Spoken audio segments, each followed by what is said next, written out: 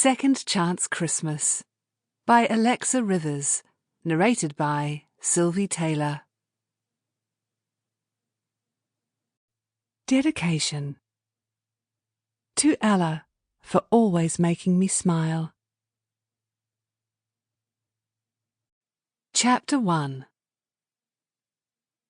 Evie Parata kicked the door of her new-to-her car and screamed in frustration. Could this day get any worse? A pair of little old ladies stared at her and tittered behind their hands, but Evie ignored them. She was used to the gossip of Itarangi, the tiny New Zealand town where she'd grown up, and was now stuck in, courtesy of her crappy ride.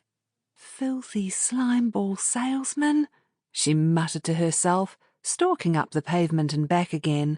When the guy had sold her the car this morning, taking the majority of her savings, he had promised it was in good working order, and that had certainly seemed to be true.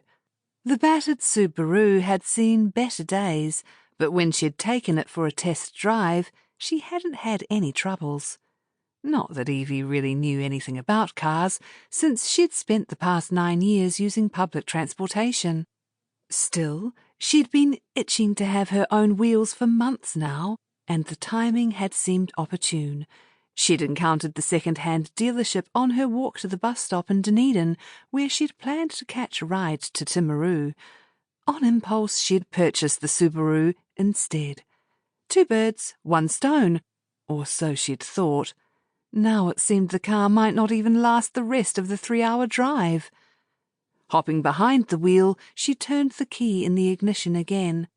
The engine flipped over once, then sputtered out, and she swore under her breath. Don't panic. There was a mechanic less than a block away.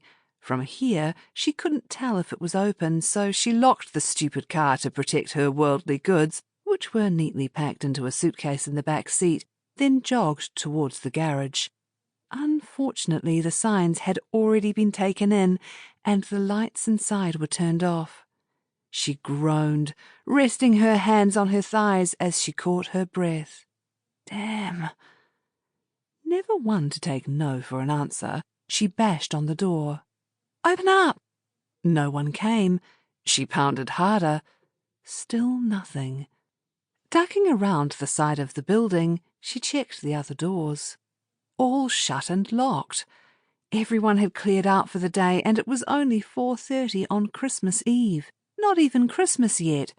She shouldn't be surprised. Sample complete. Ready to continue?